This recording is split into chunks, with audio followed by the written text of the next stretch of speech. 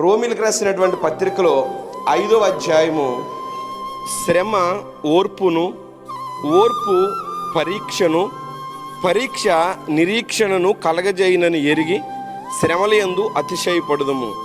ఎందుకనగా ఈ నిరీక్షణ మనలను సిగ్గుపరచదు.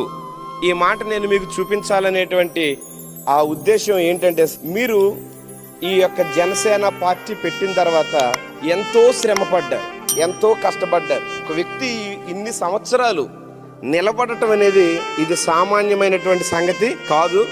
మీ శ్రమ మీకు ఎంతో ఓర్పునిచ్చిందండి. ఈ ఓర్పులో మీరు ఎన్నో పరీక్షలు గెలిచారు. ఈ పరీక్షలో మీకు ఒక నిరీక్షణ వచ్చింది, ఎప్పటికైనా నేను ఆంధ్రప్రదేశ్ని పరిపాలించే ఒక గొప్ప నాయకుడిని అవుతానని.